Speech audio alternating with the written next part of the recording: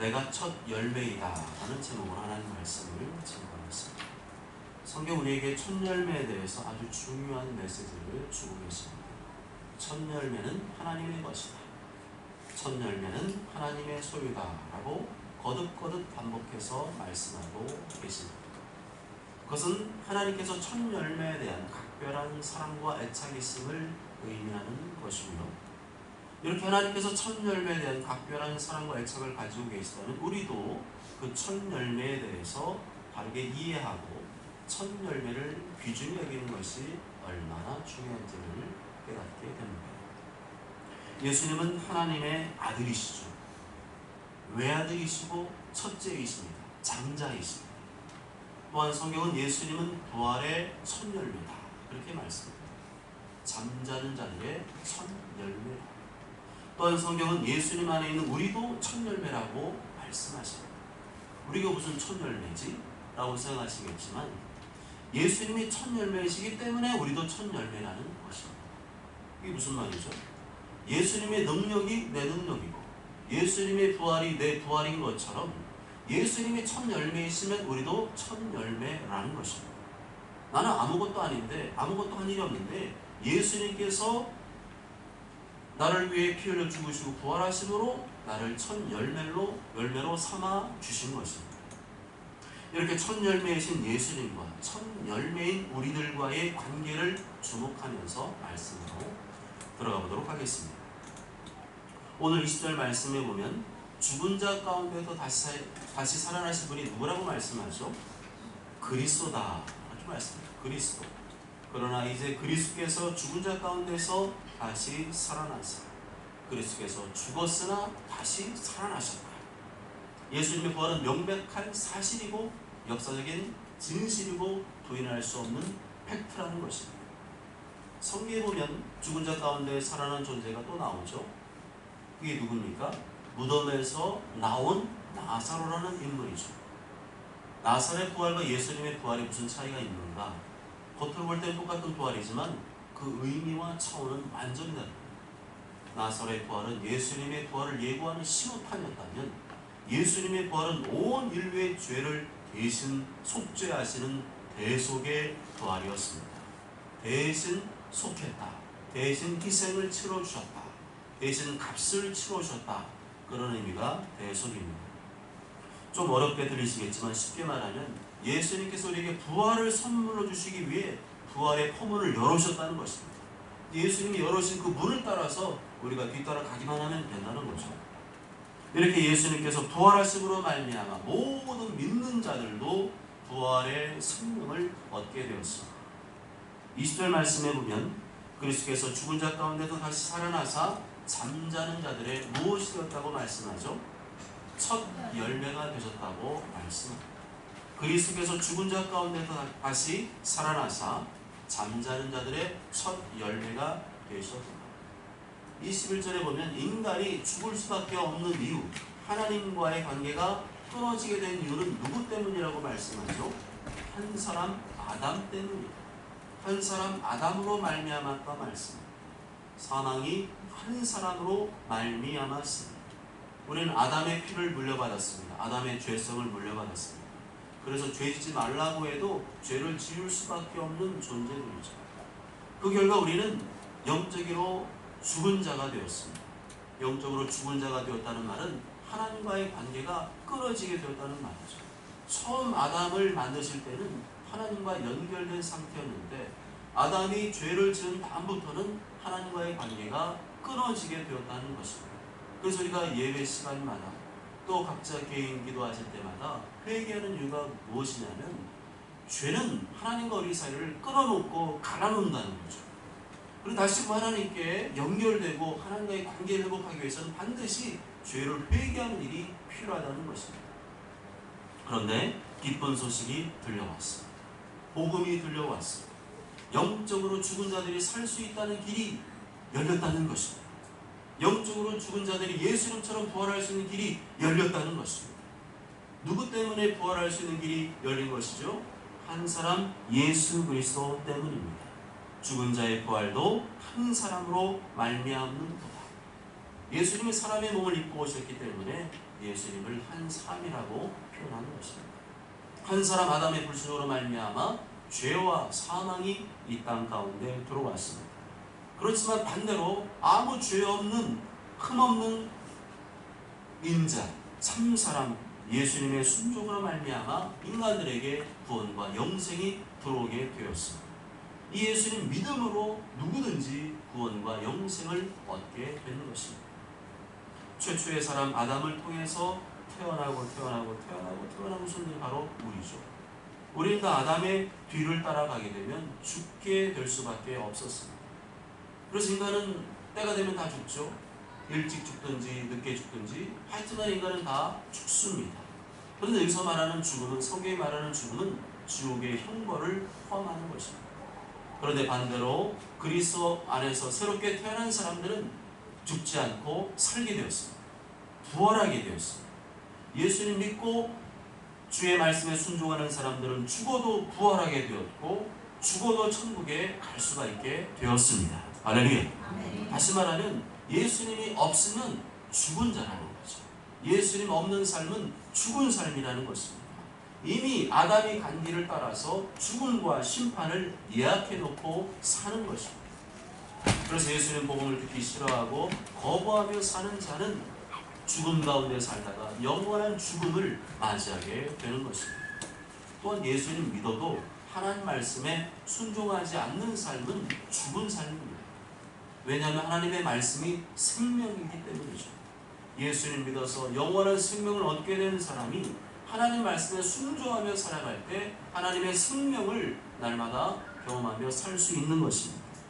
이렇게 볼 때 이 땅에서 가장 특별한 삶을 사는 사람들이 누구인가요? 예수님을 믿고 예수님의 말씀을 따라 사는 사람들입니다. 이상이 특별한 게 있나요? 어딜 가나 뭐 다 똑같더라고요. 지난주 제가 일본에 다녀왔지만 한국이나 일본이나 뭐 있는 거 있고 먹을 거 있고 입을 거 있고 뭐 탈 거 있고 다 거기서 거기에 특별한 게 없습니다. 조금 뭐 글자가 다르고 모양이 다르지 특별한 것 이상하게 사실 놓고 보면 존재하지 않습니다. 그렇지만 하나님 볼 때 특별한 삶을 사는 사람들이 있는데 그 사람이 바로 예수님을 믿고 예수님의 말씀을 따라 사는 사람들입니다. 예수님 믿어도 하나님의 말씀과 멀어진 삶을 사는 사람들은 죽은 삶을 살고 있는 것입니다. 예수님 믿는다고 하는데 교회도 안 다니고 하나님 말씀에 불순하며 사는 사람들 한번 보세요. 여러분 주변에 있을 겁니다. 그런 사람을 보세요. 얼굴을 보세요. 다 죽었습니다. 얼굴에 생기가 돌아야 되는데 다 죽었어요. 그 이유가 뭐죠? 예수를 믿어도 생명이신 하나님의 말씀에 순종하지 않기 때문입니다. 하나님의 말씀이 우리 영혼의 양식이고 생명의 양식인데 그게 끊어졌으니 죽은 삶을 사는 것입니다. 23절에 보면 부활의 순서에 대해 말씀하죠. 그러나 각각 자기 차례대로 되리니. 제일 먼저 누가 등장하시죠? 예수님이 등장하십니다. 먼저는 첫 열매인 그리스도예요. 다음은 누구이죠? 예수님께서 강림하실 때 예수님께 속한 자들입니다. 다음에는 그가 강림하실 때 그리스도께 속한 자예요. 강림하신다는 말은 이 땅에 내려오신다는 말입니다. 다시 이 땅에 오신다는 말입니다. 예수님께서 강림하실 때, 재림하실 때 예수님께 속한 자들이 부활하게 된다는 것입니다. 여기서 예수님께 속한 자들이란 예수님을 마음에 영접하고 그분의 말씀에 순종하며 산 자들을 말합니다. 예수님 믿는다고 하면서 자기 마음대로 살고 불순종하며 산 자들은 여기에 포함이 안 됩니다. 왜냐하면 그들은 그리스도께 속한 자들이 아니기 때문이죠. 그리스도께 속았다고 하면서 예수님 말씀 따르지 않는데 어떻게 그 사람이 그리스도께 속한 사람이라고 말할 수 있습니까? 야고보서 1장 18절 말씀 보면 그가 그 피조물 중에 우리로 한 첫 열매가 되게 하시려고 자기의 뜻을 따라 진리의 말씀으로 우리를 낳으셨느니라 말씀입니다. 이 말씀에 의하면 예수님께 창조하신 피조물 중에서 우리를 무엇이 되게 하시려고 하셨다고요? 우리로 한 첫 열매가 되게 하려 하셨다 말씀입니다. 우리가 누구라고요? 첫 열매라는 것입니다. 예수님 안에 있으면 모두 다 첫 열매라는 겁니다. 첫 열매는 왜 첫 열매죠? 첫 열매는 가장 귀하고 좋은 것입니다. 요새 농사를 지시는 분들이 이렇게 곡식을 가져오십니다. 또 채소를 가져오십니다. 그럴 때 교회를 가져오실 때는 대부분 뭘 가져오시죠? 천열매를 가져오죠. 왜 천열매를 가져오죠? 천열매는 가장 귀한 거거든요. 가장 좋은 것이거든요.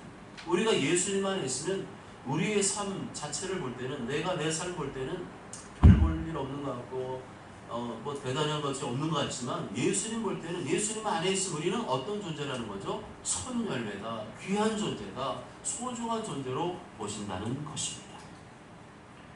예수님 우리를 천열매가 되게 하시려고 우리에게 행하신 방법이 있습니다. 무엇으로 우리를 낳으셨다고 말씀하죠? 자기의 뜻을 따라 진리의 말씀으로 우리를 낳으셨다. 진리의 말씀으로 우리를 낳으셨다. 진리의 말씀으로 우리를 낳으셨다는 말은, 우리가 진리의 말씀을 듣고 그것을 깨닫고 이해하고 받아들임으로 우리의 마음 상태가 새롭게, 우리 영혼이 새롭게 되었다는 것입니다. 신학적 용어로는 중생, 거듭남, 본 어게인을 말하는 것입니다. 우리가 설교자든지 누군가 전하는 말씀을 듣다가, 아니면 혼자 성경을 읽다가 그 말씀이 이해가 되고 깨달아지고 마음에 와닿고 감동이 되면서 그 속에 성령님이 임하시죠. 그때 그 순간 우리가 어떤 존재가 됐다는 거죠? 새로운 존재가 되었다는 것입니다. 우리는 여전히 똑같은 사람인데 우리의 속이 완전히 새롭게 되었다는 거죠. 그래서 진리의 말씀으로 우리를 낳으셨다. 진리의 말씀으로 새롭게 태어나게 되었다. 진리의 말씀으로 새로운 피조물이 되었다. 그렇게 말씀하는 것입니다. 구약 성경에도 보면 첫 것, 첫 열매, 처음 난 것에 대해서 반복적으로 강조하고 계십니다. 우리 아까 읽어보았던 출애굽기 13장 10절 말씀 함께 읽겠습니다. 시작. 너는 태에서 처음 난 모든 것과 내게 있는 가축의 태에서 처음 난 것을 다 구별하여 여호와께 돌리라. 수컷은 여호와의 것입니다. 아멘. 하나님 일관되게 변함없이 처음 것을 요구하십니다. 처음 것, 둘째가 안 돼요. 처음 것. 하나님은 모든 처음 난 것을 선별하라, 거룩히 구별하라 말씀하십니다. 하나님은 모든 것을 다 가지고 있잖아요. 부자 중에 부자이시잖아요. 그런데 뭐가 아쉬워서 우리에게 첫 것을 요구하시는 것일까? 하나님의 소유권을 인정하는 것입니다. 이 세상의 모든 것은 하나님께서 창조하셨고, 이 세상의 모든 것의 주인은 하나님이심을 인정하는 표시를 하는 것입니다. 내 인생도 저 사람의 인생도 모든 사람의 인생은 다 하나님의 것이기 때문에 그렇게 하라고 요구하실 권리가 있는 것이죠. 그래서 예수님 믿고 하나님의 자녀가 된 사람이 여전히 내 인생은 내 건 줄 알고 사는 것만큼 불행한 일도 없습니다. 하나님 말씀 무시하고 내 마음대로 사는 것만큼 불쌍한 인생도 없습니다. 하나님의 자녀가 하나님의 말씀대로 살아야 생명력 있는 삶을 살 수 있고, 능력 있는 삶을 살 수 있고, 행복한 삶을 살 수 있는 것입니다. 송충이가 솔잎을 먹어야 사는 것이지, 송충이가 플라스틱을 먹으면 되겠습니까? 죽는 거죠. 근데 최근 뉴스에 보니까 그게 나왔어요. 영국인가 어디에서 연구진들이 송충이 같은 벌레가 플라스틱을 먹는 걸 발견한 거예요.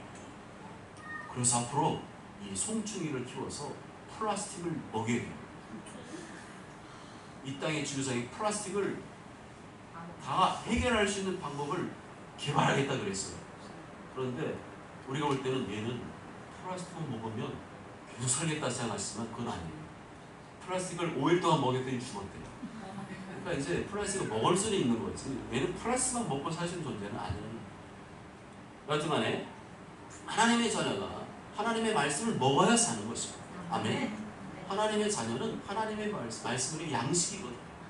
여러분 밥만 먹으면 안 되고요. 말씀을 먹어야 됩니다. 말씀을 먹으면 생명이 들어오고 능력이 들어오고 우리에게 영원한 생명이 다시금 우리에게 충만하게 임하게 되는 것입니다. 그 하나님께서 뭘 명령하셨다고요? 너는 태에서 처음 난 모든 것과 내게는 가축의 태에서 처음 난 것을 구별하여 하나님께 돌려. 하나님은 이 땅의 소산물 모든 가축들 그리고 사람의 장자에 이르기까지 처음 난 것은 다 하나님의 것으로 성별하셨습니다. 처음 난 것은 손대지 말라. 그게 하나님의 명령이죠. 다시 말하면 가나안 땅에 들어가게 될 터인데 이들의 실력이나 노력과 애씀을 들어가는 것이 아니라 하나님의 전적인 도우신 가운데로 가나안 땅에 들어가게 될 것인데, 거기에서 너희가 제일 먼저 될 것이 뭐라고요? 처음 난 것을 하나님께 바치라. 너무 의외 아닌가요? 너무 당혹스럽지 않나요? 다짜고짜 가나안 땅에 들어가면 제일 먼저 처음 것부터 하나님께 바쳐라. 인간적으로 생각한다면 처음부터 뭔가 뺏어가는 기분이 들고 뺏기는 기분이 들지 않습니까? 그렇지만 우리가 잊지 말아야 될 것은 내 기분이 아니라, 내 기분이 중요한 것이 아니라 순종이 중요한 것입니다. 우리 기분대로 살면 불순종하며 살다가 죽게 되는 것이고, 우리 기분과 상관없이 하나님의 말씀에 순종하며 살면 영원히 살게 되는 것입니다. 그래서 신앙생활을 기분 따라 한다는 것은 지금 누가 주인이라는 거예요? 내가 주인이라는 거예요. 하나님이고 말씀이고 뭐고 간에 내 기분이 중요해. 내 기분 따라 내가 주인이 되어서 살겠다는 것입니다. 그렇게 살면 마음이 불편합니다. 마음이 불편하고 괴롭고 힘들고 사는 게 너무너무 힘겹게 느껴집니다. 지금 심리학이 많이 유행인데요. 우리 심리학의 맹점을 잘 알고 받아들여야 됩니다.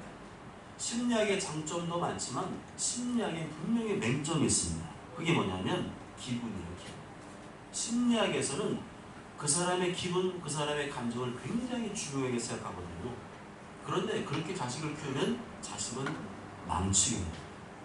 자기 기분 좋으면 하고, 자기 기분 안 좋으면 안 하고, 자기 마음 내키면 하고, 자기 마음 안 내키면 안 하고, 그렇게 자식을 키우면 그 자식은 망하게 되는 거죠. 학교 가고 싶으면 가고, 가기 싫으면 안 가고, 학교 규칙 지키고 싶으면 지키고, 안 지키고 싶으면 안 지키고, 자기 기분 내키는 대로, 자기 마음대로 하고 싶은 대로 살도록 내버려두면 그 자식은 망한 인생을 살 수밖에 없습니다. 나중에 그 자식이 큰 다음에 누구 말 듣겠어요? 나중에는 자기를 낳아주고 길러주신 부모 말도 안 들어요. 금쪽 같은 내 새끼를 보면 부모 말을 안 듣는 정도가 아니라 아예 부모를 패는 자식이 나오더라고요. 와, 깜짝 놀랐어요. 화면에 모자이크 처리를 한 거예요. 너무 충격적이니까. 근데 그 장면에 누가 등장하냐면 엄마와 15살 먹은 사춘기 아들이 등장을 합니다. 근데 그 아들이 엄마에게 쌍욕을 막 해요. 여러분 상상하는 그 욕입니다. 쌍욕을 하면서 엄마 머리끄댕이를 잡고 바닥에 내팽개치고, 그 아들 덩치가 엄마보다 훨씬 더 커요. 양육을 시킨 게 아니라 사육을 시킨 거죠. 하나님 말씀 안 먹이면 사육하는 겁니다. 짐승을 기르는 겁니다. 애들이 덩치는 큰데 하나님의 말씀으로 양육하지 않으면 나중에는 하나님 말씀에 불순종하는 폐륜의 자식이 될 수도 있는 것입니다. 너무도 안타까운 일이고 답답한 일이죠. 또 하나님께서 가나안 땅에 들어가자마자 처음 난 것을 바치라고 하신 말씀 속에는 매우 큰 의미가 담겨 있습니다. 하나님의 주권을 각인시키는 거죠. 네 인생 네 것이 아니라 내 것이다. 하나님의 것이다. 이것을 계속 각인시키는 겁니다. 이 시대 사람들이 이 말씀을 들으면, 야, 하나님은 독재자구나. 하나님은 자기 마음대로구나. 나는 그런 하나님 안 믿을래 하겠지만, 하나님의 말씀은 누구를 위한 것이죠? 우리를 위한 것입니다. 인간을 위한 것입니다. 우리에게 복을 주시고 영원한 천국으로 인도하시려는 것입니다. 여러분 생각해 보십시오. 하나님 입장에서는 당연한 겁니다. 나는 너에게 명령한다. 나는 하나님으로서 너에게 명령한다는 것이죠. 네가 이 땅에서 복 있는 삶을 살고 저 영원한 천국에서 영생을 누리며 살도록 나는 너에게 명령한다는 것입니다. 네가 정말로 살만 나는 삶, 생명력이 있는 삶, 활기 있는 삶, 평안과 기쁨이 넘치는 삶을 살고 싶다면 네 기분을 따라 살지 말고 하나님의 말씀을 따라 살라는 것입니다. 하나님의 말씀이 너를 고치고 치유하는 치료자가 될 것이고 보약이 될 것이라는 것입니다. 그래서 하나님께서는 한 가지밖에 없어요. 사실 알고 보면 계속 우리가 순종할 때까지 계속 트레이닝하고 훈련을 시키십니다. 우리를 트레이닝하고 훈련시키는 방법이 뭘까요? 인생의 고난과 역경입니다. 성경 보면 너무 리얼하죠. 한 사람의 인생을 만들어 가실 때에도, 하나님의 백성을 집단적으로 훈련시킬 때에도 뭘 사용하시죠? 고난과 역경을 사용하시죠. 우리의 삶을 힘들게 하시고 어렵게 하셔서 뭘 원하시는 거예요? 하나님의 사람으로 만드시려는 것입니다. 아, 죽겠네. 진짜 힘들어 죽겠네. 그러한 시간들을 통해서 하나님 뭐라고 계시는 거죠? 하나님의 사람으로 만들어 가시는 것입니다. 하나님을 더 의지하게 하시고 하나님께 더 순종하는 사람으로 만들어 가고 계시는 것입니다. 그래서 내 감정과 기분 따라서 신앙생활을 하겠다는 것은 신앙생활을 안 하겠다는 거죠. 나는 천국에 보고 싫어요. 내 기분이 내 마음에 안 들어요. 그거는 자기의 영혼을 지옥으로 맡기는 것입니다. 하나님 말씀은 잔소리가 아니라 진리입니다. 하나님께서 디자인하시고 또한 세팅하신 진리의 말씀대로 살아야 그 속에 기쁨이 있고 즐거움이 있고 평안이 있고 행복이 있는 것입니다. 하나님 말씀 문제가 아니라 기분 따라 불순하는 내가 문제인 것이죠. 그렇게 하나님 말씀 무시하고 살면 죽은 인생이 펼쳐지게 될 것입니다. 썩은 인생이 펼쳐지게 될 것입니다. 최종적으로는 구역질하는 유황 냄새가 진동하는 철갑을 입은 구덩이가 득실거리는 어두컴컴한 지옥으로 가게 될 것입니다. 가나안 땅에 들어가면 제일 먼저 뭘 하라고 말씀하셨죠? 처음 난 모든 것을 하나님께 드리라. 처음 난 모든 것을 하나님께 바치라 했습니다. 왜 처음 난 모든 것을 하나님께 바치라고 하셨죠? 처음 난 것은 하나님의 것이기 때문이죠. 쉽게 말하면 네 거 아니고 내 거래요. 네 거가 아니라 하나님 거다. 내 거 가지고 내가 달라고 하는데 뭐가 문제냐? 이렇게 되묻는 것입니다. 여러분은 하나님의 것입니다. 여러분 가지고 있는 모든 것도 하나님의 것입니다. 여러분의 인생도 하나님의 것입니다. 그렇게 볼 때 누가 가장 복 있는 사람이죠? 하나님을 위해 살고 하나님을 위해 헌신할 수 있는 사람입니다. 하나님의 자녀가 내 인생 내 건데 왜 내 마음대로 못해요? 이렇게 따지며 반항하는 인생은 죽은 인생이죠. 하나님의 말씀과 먼 인생, 불신앙의 인생, 불순종의 인생을 사는 것은 비참하고 답답하고 불쌍한 인생을 살기로 작정한 것입니다. 그래서 정신 바짝 차려야 됩니다. 모든 주권은 하나님께 있습니다. 내 인생의 주권자가 나에게 명령하고 계신 것입니다. 처음 모든 것은 하나님께 바쳐. 내 모든 것이 하나님의 것인데 하나님의 것을 인정하는 표시로 그 처음 난 것을 바쳐라. 결국에는 누가 그렇게 순종할 수 있을까요? 믿음에 있는 사람만이 순종할 수 있습니다. 그 말씀이 하나님의 말씀으로 믿어지고 들려지는 사람만이 그대로 믿고 그대로 순종할 수가 있는 거죠. 그래서 믿음의 결과는 뭡니까? 순종입니다. 안 하면 소용없는 거죠. 처음 난 모든 것을 바쳐라 하신 말씀을 하나님 말씀으로 믿고 순종할 때 그것이 하나님을 인정하는 것이고 주권을 인정하는 것이 되는 것이고 하나님께서 그걸 보시고 우리 삶을 축복하시는 것입니다. 또 알기는 하는데 행하는 데까지 너무 롱텀인 사람이 있어요. 너무 그 시간이 길어. 그것도 문제예요. 또 알기는 아는데 계속 뺀돌뺀돌대고 자기 합리화하고 포장하고 변명하고 지금 뭐 그럴 기분이 아니라고 그러고 그것도 문제예요. 결국엔 누구만 손해죠? 나만 손해입니다. 믿음은 누가 성장하죠? 하나님 말씀에 순종하는 사람이 쫙쫙쫙 순종합니다. 어제 일주일 전, 한 달 전 예수 믿은 사람이 믿음이 팍팍팍 성장합니다. 그게 뭘까요? 하나님을 예수님 뜨겁게 만났어요. 이제는 세상 것이 그렇게 좋았는데 이제는 예수님밖에 없어요. 이제 예수님 위해 살고 싶은 마음이 뜨거워지는, 불타오르는 거죠. 그때부터는요, 하나님 말씀이라면 그대로 회개하고 그대로 순종하는 삶을 살기로 작정을 하는 겁니다. 그랬더니 믿음이 팍팍팍팍 성장합니다. 그것이 내 입장에서는 이해가 안 되고 부당해 보이고 억울해 보여도 그렇게 순종하는 사람은 그 사람 믿음은 팍팍팍 성장하고 하나님께서 그 인생을 복되게 하시는 줄 믿습니다. 13절에 보면 나귀의 첫 새끼는 계속해야 한다고 말씀하죠. 왜냐하면 나귀는 하나님께서 기뻐하시는 정결한 짐승이 아니기 때문입니다. 송구한 말씀이지만 이런 말씀 보면서 무슨 생각이 드세요? 하나님이 좀 까다로우시다 이런 생각이 들 수 있어요. 그렇지만 하나님께서 까다로우신 게 아니라 하나님의 영광에 걸맞는 것을 원하시는 것입니다. 내가 가장 좋은 것을 누군가에 받기 원하는 것처럼 하나님도 우리에게서 가장 좋은 것을 받기를 원하시는 거예요. 특별히 하나님께서는 정결한 짐승을 바치라고 했습니다.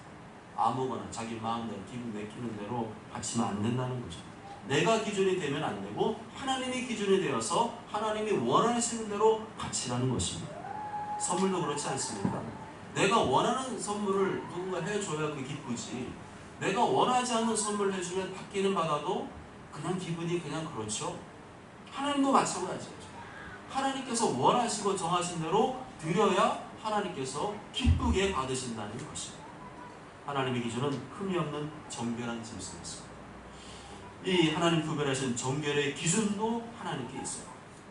구체적으로는 어린 양을 바치라는 것입니다. 어린 양을 바쳐야만 장자를 대신하여 대속해 주겠다는 것이죠. 이의 득실 손해를 따지면 하나님 말씀에 순종할 수 없어요. 하나님 말씀이 그러니까 믿음으로 순종해야 돼요. 양은 비싸거든요. 양 비싸니까 양 말고 다른 거 바칠래? 그러면 안 된다는 거예요.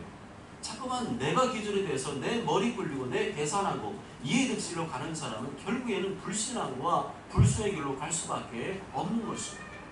사랑 여러분, 하나님께서 하라고 하실 때는 거기에는 하나님의 뜻과 계획이 있는 것입니다.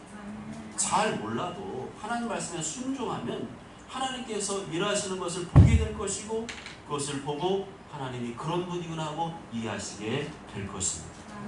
자꾸만 핑계 변명이 많은 이유는 믿음이 없어서 그런 겁니다. 하나님께 대한 믿음이 없고 하나님 말씀에 대한 믿음이 없기 때문에 그런 것입니다. 하나님 말씀에 대한 철통 같은 믿음이 있다면 무슨 말씀이든지 그대로 하게 되어 있습니다. 자꾸만 입에 원망 불평이 많고 안 하려고 그러고 뒤로 빼고 뺀질거리고 자꾸만 합리화하고 포장하고 자꾸만 사라진다. 왜 그런 거예요? 믿음이 없어서 그런 겁니다. 하나님 말씀을 철통하게 믿으면 그렇게 할 수밖에 없겠죠. 모든 처음 난 것은 누구의 것입니까? 모든 열매는 누구의 것이죠? 우리는 누구의 것이죠? 하나님의 것입니다. 하나님의 것은 누굴 위해 살아야 됩니까? 하나님을 위해 살아야 됩니다. 하나님을 위해 살다 보면 그렇지만 눈물이 날 수도 있습니다. 하나님, 제가 하나님을 위해서 사는데 많이 힘들고 어렵습니다. 그런 시간도 있어요. 그런데 그때 흘리는 눈물은 천국에서 빛나는 보석이 되는 줄 믿습니다. 어렵고 힘든 게 중요한 것이 아니라 순종하는 것이 중요한 줄 믿습니다. 모두 저는 모두가 예수님께서 나를 첫 열매로 가장 귀한 열매로 삼아주신 것에 감사합니다. 언제나 철통 같은 믿음으로 순종하심으로 하나님께서 친애의 삶 가운데 일하시고 역사하시는 것을 경험하게 되시길 주님의 이름으로 축복합니다. 아멘.